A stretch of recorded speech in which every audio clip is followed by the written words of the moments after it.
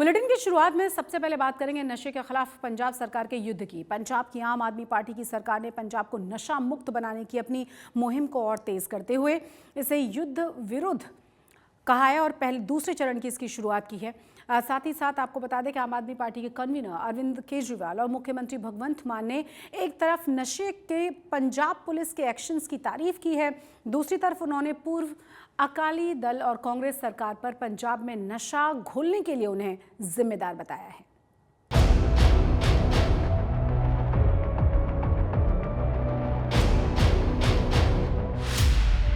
नशे के विरुद्ध पंजाब में युद्ध।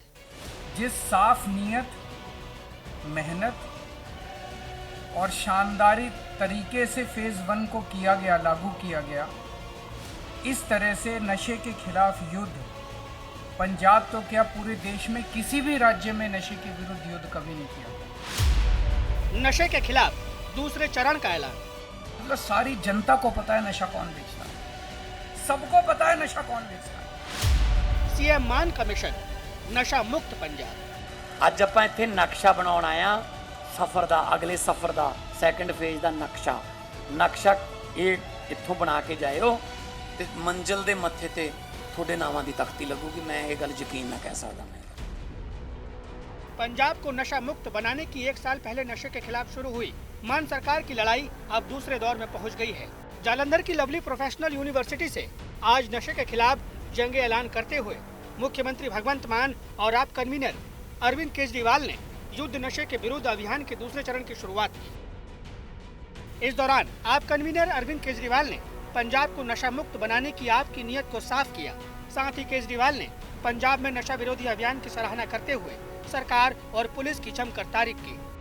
इसके अलावा उन्होंने बताया कि कैसे आप सरकार ने पिछले 1 साल के भीतर नशा तस्करों के खिलाफ कड़ी कार्रवाई करते हुए 28,000 से ज्यादा मामले दर्ज किए और 88% मामलों में दोषियों को सजा दिलाई।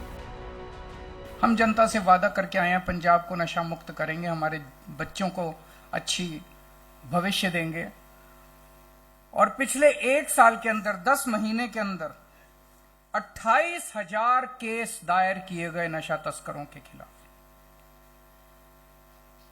इतने बड़े स्तर के ऊपर पूरे देश में आजादी के बाद से 75 साल में किसी राज्य के अंदर इतने केस नहीं दायर किए गए।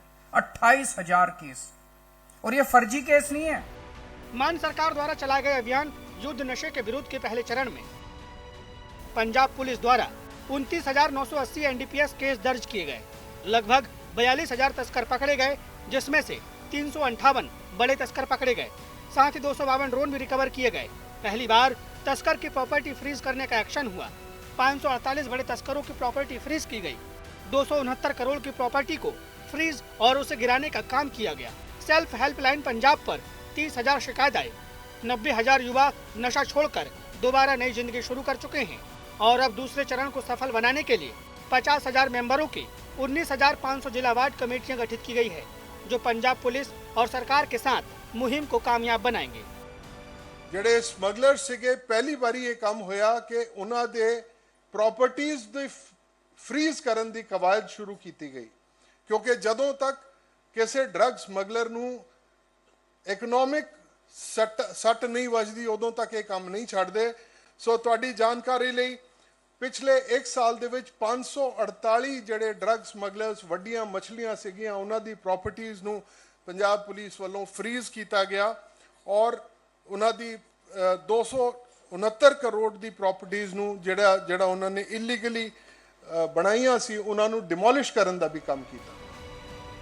अरविंद केजरीवाल ने पंजाब में नशे के खिलाफ मान सरकार और पुलिस के अभियान की जमकर तारीफ की, तो वहीं पंजाब की रगों में नशा घोलने के लिए पिछली कांग्रेस और अकाली दल की सरकार को जिम्मेदार ठहराया। ऐसा नहीं कि पूरे देश में केवल पंजाब में नशा बिकता है, बहुत सारे राज्य हैं, हरियाणा है, गुजरात है, कई सारे राज्य हैं जहां पे दिल्ली है, जहां खूब नशा बिक रहा है, खूब नशा बिक रहा है, लेकिन वहां की सरकारों को परवाह ही नहीं है।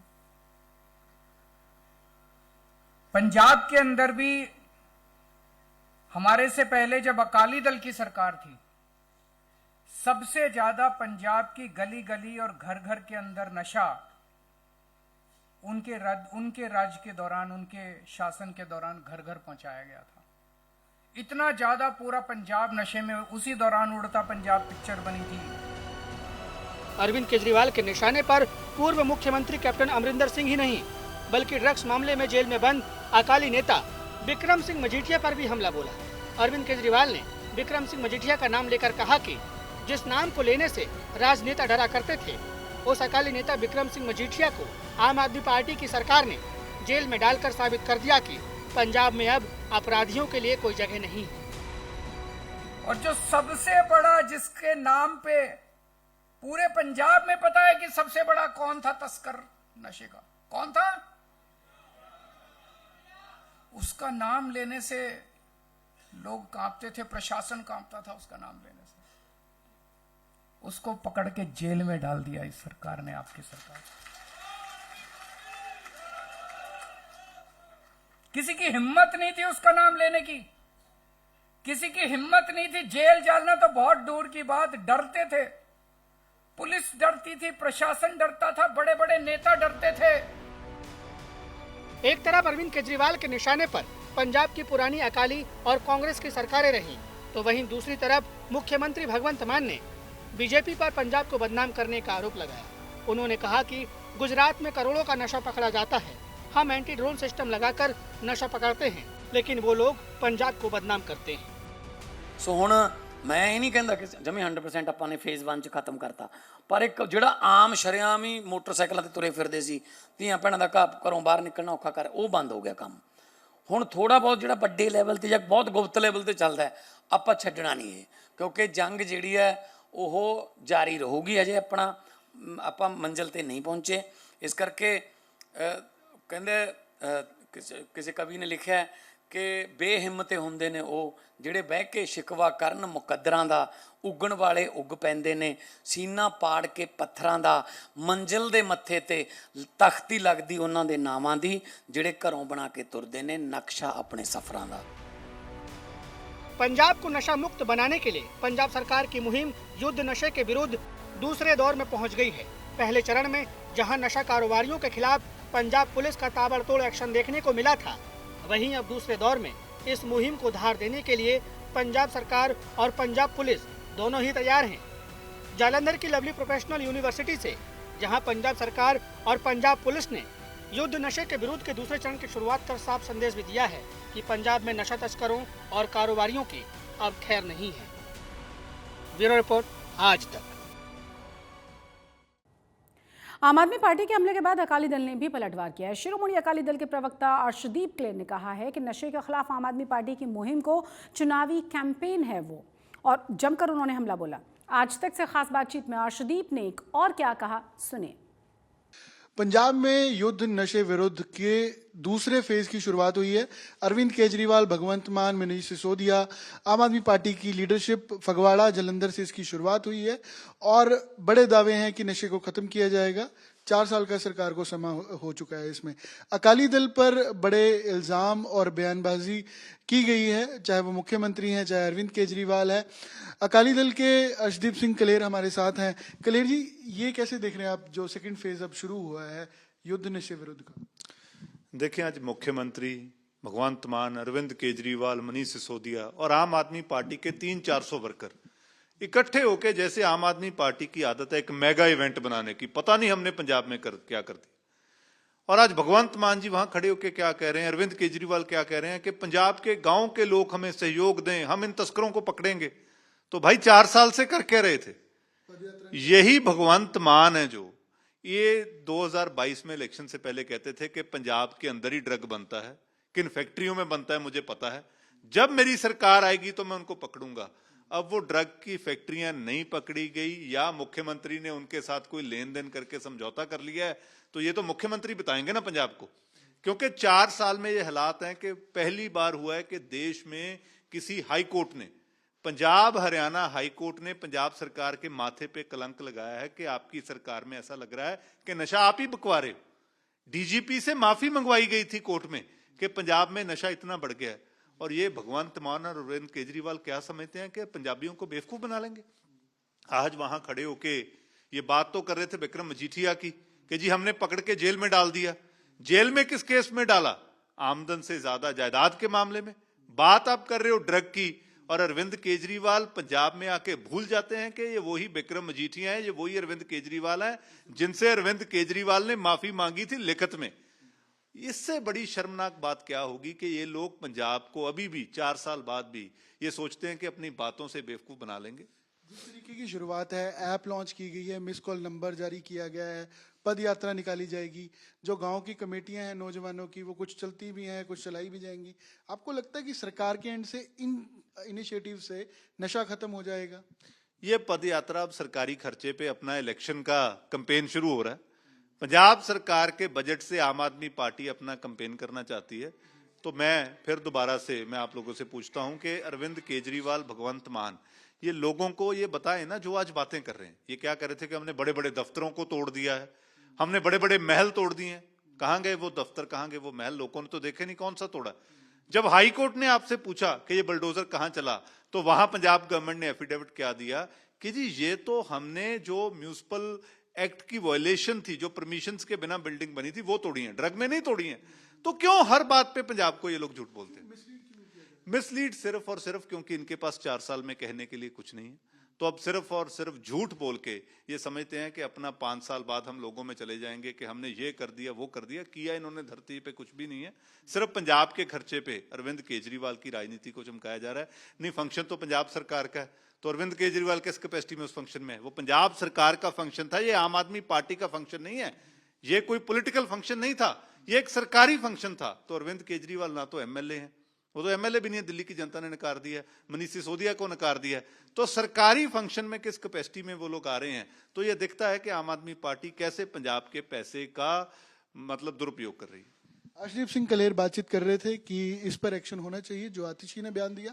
माघी मेले में भाजपा के जाने से कोई खास असर नहीं दिखेगा, लेकिन जो आज युद्ध नशे विरुद्ध है वो भी पॉलिटिकल कैंपेनिंग है आम आदमी पार्टी की, जिसकी शुरुआत सरकारी खर्चे पर की जा रही है।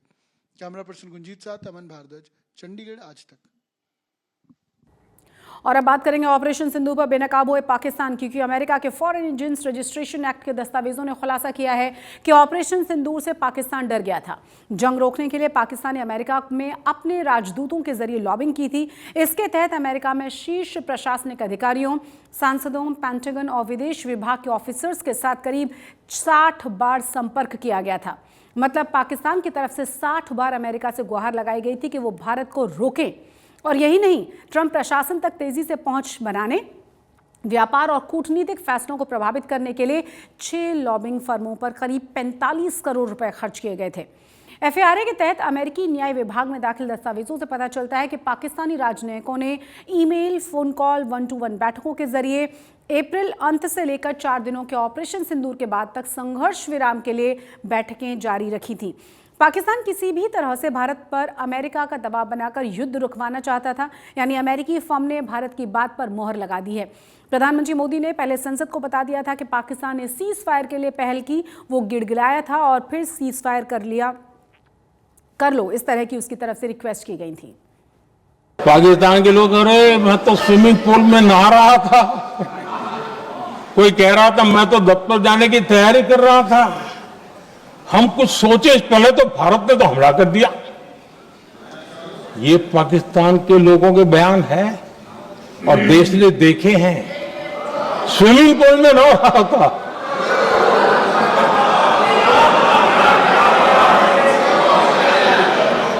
और जब इतना कड़ा प्रहार हुआ, पाकिस्तान ने कभी सोचा तक नहीं था, तब जाकर के पाकिस्तान ने फोन करके डीजीएमओ के सामने फोन करके गुहार लगाई, बस करो, बहुत मारा, अब ज्यादा मार झेलने की ताकत नहीं है,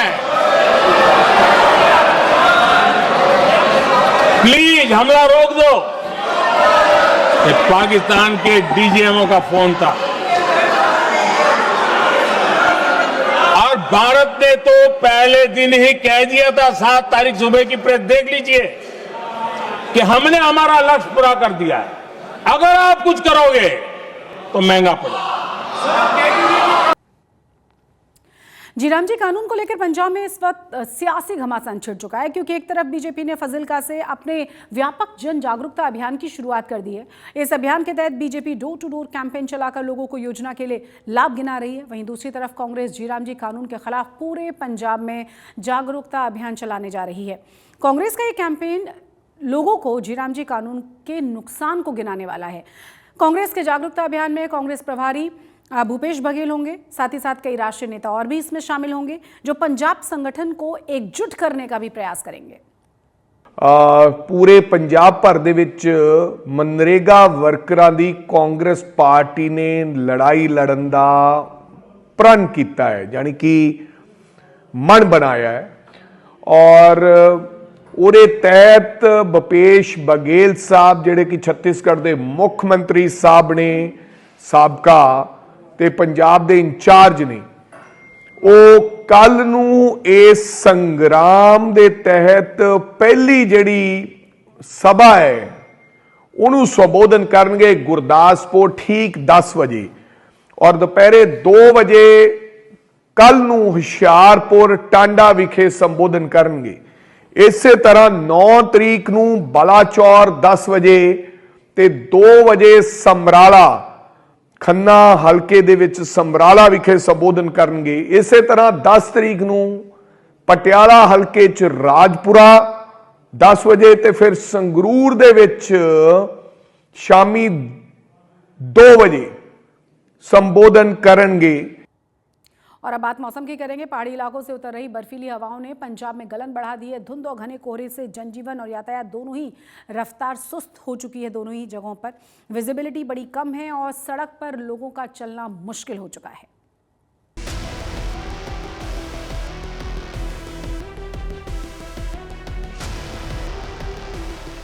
जनवरी की शुरुआत के साथ ही मौसम ने सख्त तेवर दिखाने शुरू कर दिए हैं। पहाड़ी इलाकों से उतर रही बर्फीली हवाओं ने मैदानों में गलन बढ़ा दी है। जिस्म को चीर देने वाली ठंडी हवा ने लोगों को घर में दुबकने पर मजबूर कर दिया है। ये तस्वीर चंडीगढ़ की है, जहां कोहरा तो नहीं है, लेकिन हाड़ कपा देने वाली ठंड ने लोगों को ठिठुरने पर मजबूर कर दिया। ठंड से बचने के लिए लोग अलाव का सहारा ले रहे हैं। वहीं कड़ाके की ठंड से बचने के लिए कई लोग घरों में ही कैद हैं। जो दिन का तापमान है वो 16-17 डिग्री तक रहता है, यानी दिन में धूप चढ़ जाती है तो थोड़ा बेहतर हो जाता है, लेकिन सुबह शाम की ठंड बरकरार है और कोल्ड वेव इस तरफ चल रही है। और इसी वजह से आपको बता दें ये तकरीबन 10-11 तारीख तक रहेगी और लोहड़ी के बाद उम्मीद की जा रही है कि शुरू और आहिस्ता आहिस्ता ये ठंड कम होने लगेगी। लेकिन क्योंकि ठंड देरी से आई है तो ऐसी भी उम्मीद की जा रही है कि शायद ठंड ज्यादा समय तक चले। आप देख सकते हैं किस तरह से ये बस अड्डे का इलाका है और आप देख सकते हैं इस वक्त लोग भी कम हैं। तो वहीं अमृतसर में धुंध और कोहरे ने लोगों की मुश्किलों में इजाफा किया। तापमान में 4 डिग्री की गिरावट के साथ ही घने कोहरे के कारण हाईवे पर वाहनों की रफ्तार धीमी नजर आई। वहीं शहरों में कपकपाती ठंड ने लोगों को ठिठुरने पर मजबूर कर दिया। तो शहर में कोहरा थोड़ा सा कम नजर आ रहा है, लेकिन हाईवे की बात करें तो हाईवे पे विजिबिलिटी बहुत ही कम है और लोगों को काफी मुश्किलों का सामना करना पड़ रहा है। और लोगों का कहना है कि अमृतसर में ही वह डलहौजी और शिमला का मजा लेते जरूर नजर आ रहे हैं, लेकिन मौसम विभाग की माने तो आने वाले समय में कोहरा और बढ़ सकता है और लोगों को और मुश्किलों का सामना करना पड़ सकता है। पंजाब से सटे हरियाणा में भी कड़ाके की ठंड का प्रकोप देखने को मिला। फरीदाबाद में तापमान 8 डिग्री सेल्सियस तक दर्ज किया गया। हालांकि फरीदाबाद में कोहरा नहीं पड़ने से लोगों को थोड़ी राहत मिली, लेकिन हाड़ कपा देने वाली ठंड ने लोगों को ठिठुरने पर मजबूर कर दिया। कितने बजे आ जाते हैं आप? 6 बजे दिल्ली आता हूँ जी सर। 6 बजे? हाँ जी। सर्दी कैसी लग रही है? सही लग रहा है जी, सर्दी है। सर्दी मतलब परेशान कर रही है या अच्छी लग रही है? परेशान है, अच्छी खान लग रहा है, ठंड लग रहा है जी। कैसी लग रही है? बहुत ज़्यादा सर्दी है सर, बहुत ज़्यादा सर्दी, बहुत ज़्यादा सर्दी, कपकपाती सर्दी, हड्डी गलाने वाली सर्दी है। मौसम विभाग ने पहले ही बता दिया था कि पंजाब और हरियाणा के कई हिस्सों में घना कोहरा छाया रह सकता है। साथ ही कुछ हिस्सों में कड़ाके की ठंड की भी आशंका जताई थी। वहीं आने वाले 3 से 4 दिनों में पंजाब और हरियाणा को भीषण ठंड का सामना करना पड़ सकता है। चंडीगढ़ से कमलजीत संधू और अमृतसर से अमित शर्मा के साथ आज तक ब्यूरो। आज तक पंजाब में आज के लिए बस इतना ही, लेकिन देश और दुनिया की तमाम बड़ी और अहम खबरों के लिए आप देखते रहिए आज तक।